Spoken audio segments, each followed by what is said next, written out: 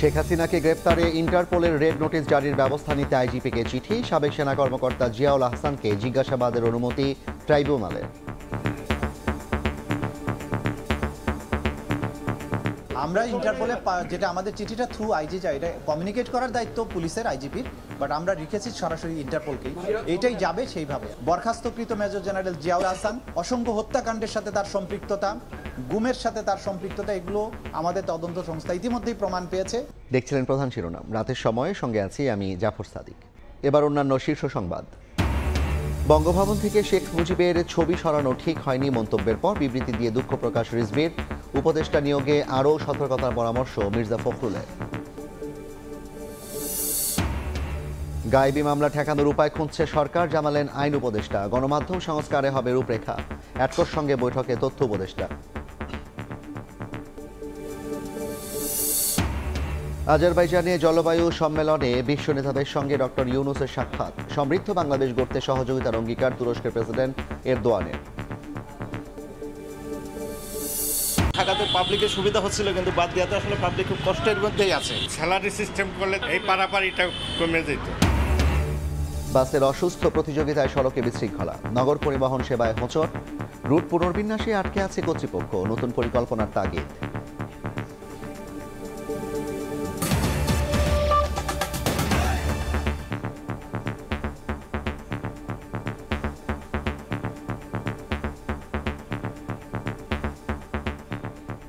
পলাতক শেখ হাসিনাকে ফেরাতে চলছে আন্তর্জাতিক অপরাধ ট্রাইব্যুনালের তোড়জোড়। ইন্টারপোলের রেড নোটিশ জারির পদক্ষেপ নিতে আইজিপিকে চিঠি দিয়েছে প্রসিকিউশন। এদিকে সাবেক সেনা কর্মকর্তা জিয়াউল আহসানকে জিজ্ঞাসাবাদ করবে তদন্ত সংস্থা। এছাড়া যাত্রাবাড়িতে হত্যার মামলায় আরও 4 পুলিশ কর্মকর্তার বিরুদ্ধে গ্রেপ্তারি পরোয়ানা জারি করেছে ট্রাইব্যুনাল। জুলাই আগস্টের হত্যাকাণ্ড ও মানবতাবিরোধী অপরাধের মামলায় প্রধান অভিযুক্ত করা হয় সাবেক প্রধানমন্ত্রী শেখ হাসিনাকে, যিনি 5 আগস্ট ক্ষমতা ছেড়ে ভারতে পালিয়ে যান। শেখ হাসিনাকে ফিরিয়ে আনতে এবার আন্তর্জাতিক পুলিশ সংস্থা ইন্টারপোলের সহযোগিতা নেয়ার পথে এক ধাপ এগিয়ে গেল আন্তর্জাতিক অপরাধ ট্রাইব্যুনাল। তিনি যেহেতু মানবতা বিরোধী অপরাধ সংগঠনের অভিযোগে অভিযুক্ত, তার বিরুদ্ধে গ্রেপ্তারি পরোয়ানা পেন্ডিং আছে, কিন্তু বাংলাদেশের জুরিসডিকশনের বাইরে তিনি চলে গেছেন। সেই কারণে আন্তর্জাতিক পুলিশিং সংস্থা হিসাবে ইন্টারপোল যাতে তাকে গ্রেপ্তার করার ব্যবস্থা নেয় এবং অন্তত তার ব্যাপারে রেড অ্যালার্ট জারি করে, সেই ব্যাপারে আমরা রিকোয়েস্ট পাঠিয়েছি। জাতীয় টেলিকমিউনিকেশন মনিটরিং সেন্টার বা এনটিএমসির সাবেক মহাপরিচালক ও সাবেক সেনা কর্মকর্তা জিয়াউল আহসানের গণহত্যায় সম্পৃক্ততার প্রাথমিক প্রমাণ পাওয়ার কথা জানিয়েছেন চিফ প্রসিকিউটর। অসংখ্য হত্যাকাণ্ডের সাথে তার সম্পৃক্ততা, গুমের সাথে তার সম্পৃক্ততা, এগুলো আমাদের তদন্ত সংস্থা ইতিমধ্যেই প্রমাণ পেয়েছে। আন্তর্জাতিক অপরাধ ট্রাইব্যুনালের যে আইন আছে, রুলস অফ প্রসিডিওর আছে, সেই অনুযায়ী তাকে আমরা 1 দিনের জন্য জিজ্ঞাসাবাদের বা ইন্টারোগেশনের জন্য অনুমতি চেয়েছি আদালতের। আদালত সেই অনুমতি দিয়েছেন। জুলাই আগস্টের হত্যাকাণ্ডের অভিযোগে গত 18 অক্টোবর শেখ হাসিনা সহ 46 জনের বিরুদ্ধে গ্রেফতারি পরোয়ানা জারি করা হয়। এর মধ্যে 14 জন বিভিন্ন মামলায় গ্রেফতার রয়েছেন। আফজাল হোসেন, সময় সংবাদ, ঢাকা। এখনও ঢালাওভাবে গায়েবী মামলা হচ্ছে, যা সরকারের জন্য বিব্রতকর, এমন মন্তব্য করেছেন আইন উপদেষ্টা ডক্টর আসিফ নজরুল। এই সংকট মোকাবিলায় আইনজ্ঞদের কাছে পরামর্শ চাওয়া হয়েছে বলে জানিয়েছেন তিনি। সন্ধ্যায় বিচার প্রশাসন প্রশিক্ষণ ইনস্টিটিউটে বিচার বিভাগ সংস্কার কমিশনের সঙ্গে বৈঠক শেষে সাংবাদিকদের এই কথা জানান উপদেষ্টা। গায়েবী মামলা দিয়ে প্রতিপক্ষকে কোণঠাসা করার সংস্কৃতি দেশে নতুন কিছু নয়। 5 আগস্টে হাসিনা সরকারের পতনের পরও সেই চিত্র খুব একটা পাল্টেনি। গেল 3 মাসে কেবল ঢাকা মহানগরের থানাগুলোতেই গায়েবী হত্যা মামলা হয়েছে প্রায় 300টি। সারা দেশে ঢালাওভাবে কয়েক হাজার, যা বিব্রতকর পরিস্থিতিতে ফেলছে অন্তর্বর্তীকালীন সরকারকে। মঙ্গলবার বিকেলে বিচার বিভাগ সংস্কার কমিশনের সদস্যদের সঙ্গে বৈঠকে এই সংকট নিরসনে পরামর্শ চেয়েছেন আইন উপদেষ্টা ডক্টর আসিফ নজরুল। জানান, উচ্চ আদালতে বিচারক নিয়োগে করা হবে আইন। সাধারণ লোকজন, ভুক্তভোগী লোকজন, রাজনৈতিক প্রতিপক্ষ, তারা অন্যদের ব্যাপারে ঢালাও মামলা দিচ্ছে। ঢালাও মামলার একটা খুব মারাত্মক একটা প্রকোপ দেশে দেখা দিয়েছে। এটা আমাদেরকে অত্যন্ত বিব্রত করে। উচ্চ আদালতে বিচারক নিয়োগ হবে, সেটা আমরা একটা আইনের মাধ্যমে করতে চাচ্ছি এবং আইনের মাধ্যমে করার দাবি সমাজে বহুদিন যাবৎ আছে। 2008 সনে এরকম একটা আইন হয়েছিল, বিগত ফ্যাসিস্ট সরকার এসে ওটাকে আর আইনে রূপান্তরিত করে নাই। আমরা এরকম একটা ওই আইনটাকে আরও বেশি যুগোপযোগী করার জন্য ওনাদের সহায়তা চেয়েছি। আইন উপদেষ্টার বক্তব্য আমলে নিয়ে বিচার বিভাগ সংস্কার কমিশন জানায় এ বিষয়ে বিভিন্ন অংশীজনদের সঙ্গে আলোচনা চলছে। দ্রুতই অন্তর্বর্তীকালীন সরকারকে একটি খসড়া প্রস্তাবনা দেয়া হবে। আমরা একটা সুপারিশ আকারে আমাদের কমিশনের মতামত, সেটা আইনি সংস্কারই হোক বা সেটা কোনো সাংগঠনিক সংস্কারই হোক, আমরা আইন মন্ত্রণালয়ে জানাবো এবং সরকার, আমরা আশা করি আমাদের সুপারিশ অনুযায়ী প্রয়োজনীয় বাস্তবসম্মত পদক্ষেপ গ্রহণ করবে। নানা সীমাবদ্ধতার মধ্যেও সংস্কার কমিশন যেভাবে কাজ করছে তা থেকে সরকার একটি কাঙ্ক্ষিত বিচার বিভাগ পাবে বলে আশাবাদ ব্যক্ত করেন আইন উপদেষ্টা। জুম্মান সাদিক, জ্যাভলিন, সময় সংবাদ, ঢাকা। মুক্ত গণমাধ্যম নিশ্চিতে সংস্কার কমিশন রূপরেখা তৈরি করবে বলে জানিয়েছে তথ্য ও সম্প্রচার উপদেষ্টা নাহিদ ইসলাম। দেশ ও সরকারের বিরুদ্ধে অপপ্রচার রুখতে গণমাধ্যমকে কাজ করার আহ্বান জানিয়েছেন তিনি। সচিবালয়ে বেসরকারি টেলিভিশন মালিকদের সঙ্গে বৈঠক শেষে সাংবাদিকদের কথা বলেন তিনি। বিকেলে ঘণ্টাব্যাপী চলা বৈঠকে বিভিন্ন বিষয় তুলে ধরেন টেলিভিশন মালিকরা। এ সময় দেশের স্বার্থে গণমাধ্যমকে সত্য তথ্য তুলে ধরার আহ্বান জানান উপদেষ্টা। গণমাধ্যমের স্বাধীনতা নিশ্চিতে সাইবার সিকিউরিটির মতো সব আইন পর্যালোচনা করা হবে বলে জানান নাহিদ। বকেয়া বেতন ভাতা যথাসময়ে মিটিয়ে দিতে মালিকদের আহ্বান জানিয়ে উপদেষ্টা বলেন, সচিবালয়ে যাদের কার্ড বাতিল হয়েছে তাদের বিষয়ে কোনো ভুল হলে পুনর্মূল্যায়ন করা হবে।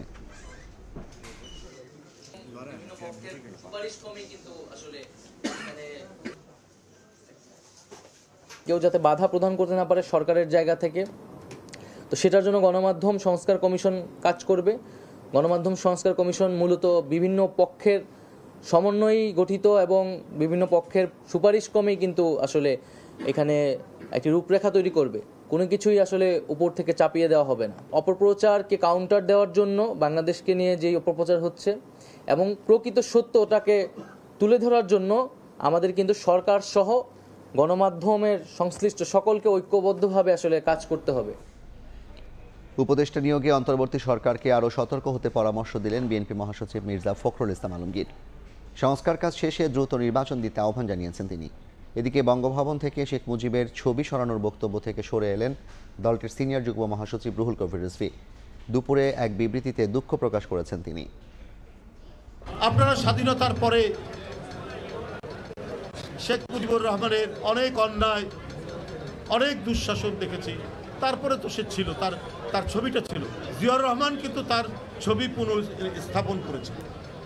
আমি মনে করি তার ছবিটা নামিয়ে ফেলাটা উচিত হয়। নয়াপল্টনে দলের কেন্দ্রীয় কার্যালয়ে এক অনুষ্ঠানে এমন বক্তব্য দিয়ে আলোচনায় আসেন বিএনপির সিনিয়র যুগ্ম মহাসচিব রুহুল কবির রিজভী। দুপুরে তার বক্তব্যের বিষয়ে অবস্থান পরিষ্কার করে গণমাধ্যমে বার্তা পাঠান তিনি। এতে বলা হয়, তিনি মনে করেন দরবার হল যেখানে সব রাষ্ট্রপতিদের ছবি থাকে সেখান থেকে নামানো হয়েছে শেখ মুজিবের ছবি। এ সময় তার সংশোধনী বক্তব্যে তিনি আরও বলেন, শেখ হাসিনার ফ্যাসিবাদী শাসনে শেখ মুজিবের ছবি রাখার বাধ্যতামূলক আইন করা হয়েছে। ফ্যাসিবাদী আইনের কোনো কার্যকারিতা থাকতে পারে না। অফিস আদালত সর্বত্রই দুঃশাসনের চিহ্ন রাখা উচিত নয়। অনাকাঙ্ক্ষিত বক্তব্যের জন্য দুঃখ প্রকাশ করছে। বিপ্লব ও সংহতি। এদিন জাতীয় প্রেসক্লাবে এক আলোচনা সভায় বিএনপির স্থায়ী কমিটির সদস্য আমির খসরু মাহমুদ চৌধুরী বলেন, জনগণের ভোটের মাধ্যমে আওয়ামী লীগকে বিদায় নিতে হবে। জনগণের ভোটের মাধ্যমে আওয়ামী লীগকে আপনাকে ক্যান্সেল করতে হবে। ফ্যাসিস্টকে ক্যান্সেল করবেন ভোটের মাধ্যমে, তাদেরকে পরাজিত করে, চরমভাবে পরাজিত করে ক্যান্সেল করে দেন। অন্য কোনোভাবে ক্যান্সেল করতে গেলে সেটার কোনোদিন লাভ হয় না, এটা সুফল আমরা দেখি নাই কোথাও। একই দিন বিকেলে লালমনিরহাটে শহীদ আবুল কাশেম ডিগ্রি কলেজ মাঠে শহীদ জিয়া স্মৃতি ফুটবল টুর্নামেন্টের উদ্বোধন অনুষ্ঠানে যোগ দেন বিএনপি মহাসচিব মির্জা ফখরুল ইসলাম আলমগীর। এ সময় তিনি বলেন, বিতর্কিত কোনো ব্যক্তিকে অন্তর্বর্তী সরকারে নেয়ার ব্যাপারে প্রধান উপদেষ্টাকে চিন্তা করতে হবে।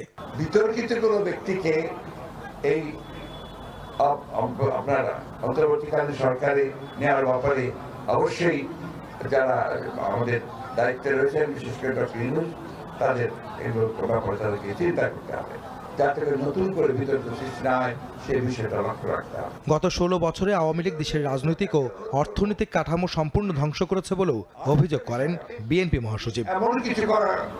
আহমেদ সালেহীন, সময় সংবাদ, ঢাকা। উন্নয়ন প্রকল্প, রাজনীতি ও সিন্ডিকেট মুক্ত করার সিদ্ধান্ত অন্তর্বর্তী সরকারের। অনিয়ম বন্ধে বিধিমালায় পরিবর্তন আনা হচ্ছে বলে জানিয়েছেন পরিকল্পনা ও শিক্ষা উপদেষ্টা। আর পরিবেশ উপদেষ্টা বলেছেন, অনিয়ম বন্ধ ও ব্যয় কমাতে প্রকল্পের নির্ধারিত সময় কোনোভাবেই বাড়ানো হবে না। একই সঙ্গে আর কাজ পাবেন না দুর্নীতিবাজ ঠিকাদাররা।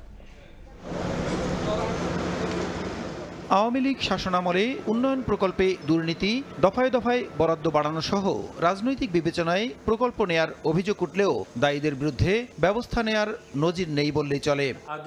আমি নিজের উদ্যোগে সকালে সচিবালয়ে সরকারি ক্রয় সংক্রান্ত বিধিমালা নিয়ে বৈঠক শেষে পরিকল্পনা ও শিক্ষা উপদেষ্টা জানালেন, উন্নয়ন প্রকল্প দুর্নীতি ও সিন্ডিকেট মুক্ত করতে বিধিমালায় পরিবর্তন আনবে অন্তর্বর্তী সরকার। রাজনৈতিক বিবেচনায় নেওয়া হবে না কোনো প্রকল্প। প্রজেক্ট পাস হওয়ার পরে যখন ঠিকাদারকে দিয়ে বাস্তবায়ন করা হয় সেই সময় সবচেয়ে বেশি অনিয়ম হয়। এগুলো কমানো যায় কি করে এবং কি করে ঠিকাদারদের নিয়ম সিদ্ধ করা যায় যাতে এতে দুর্নীতি কমানো। আর পরিবেশ উপদেষ্টা জানান, প্রকল্পের স্বচ্ছতা ও জবাবদিহি নিশ্চিতে স্থানীয় প্রশাসন ও জনগণের মতামত নেওয়া হবে। প্রকল্পটা গ্রামের মানুষ জানে কিনা, জেলা প্রশাসক যেন গ্রামের লোকের প্রকৃত যারা উপকারভোগী তাদেরকে ডেকে এনে এটা আলোচনা করে।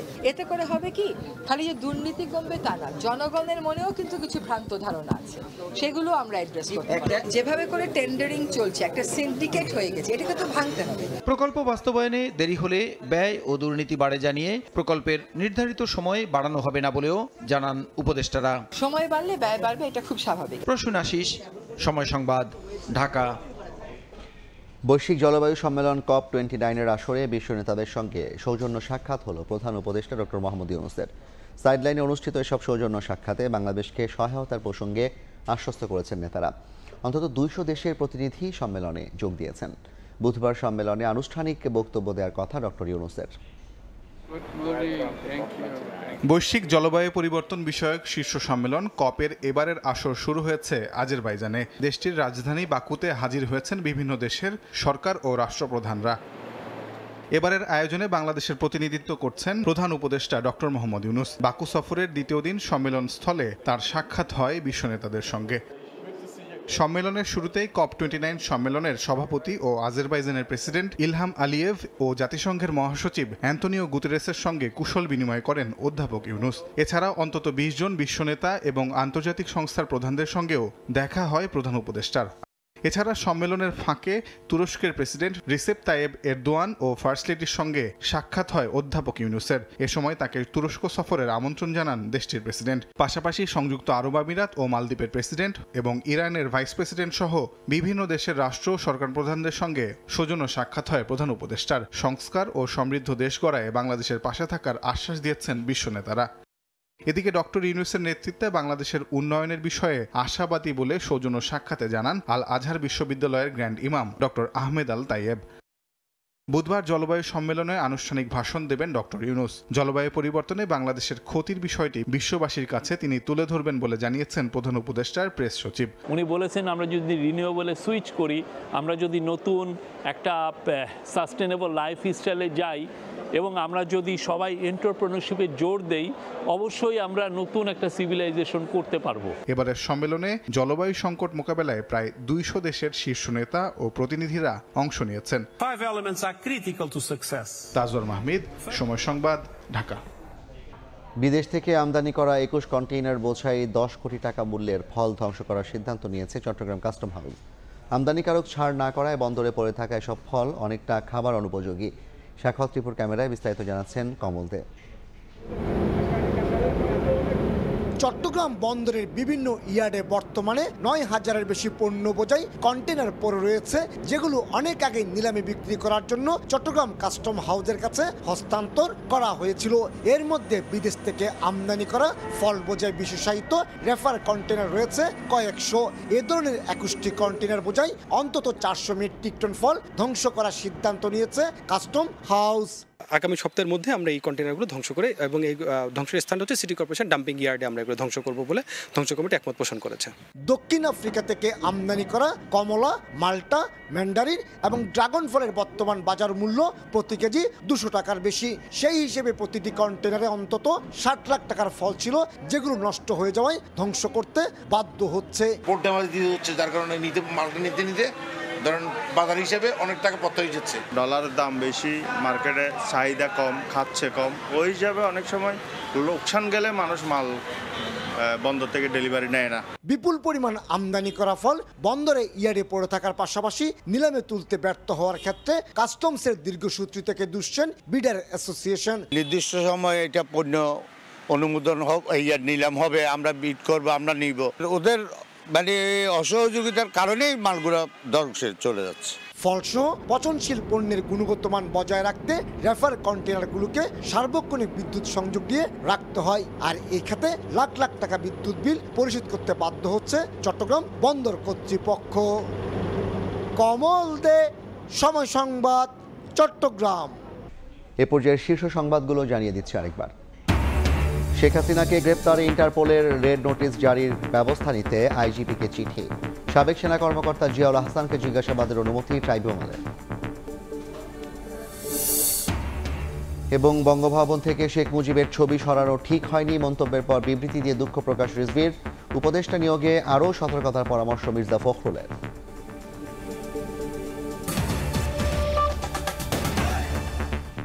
এই ছিল রাতের সময়, সঙ্গে থাকুন সময়।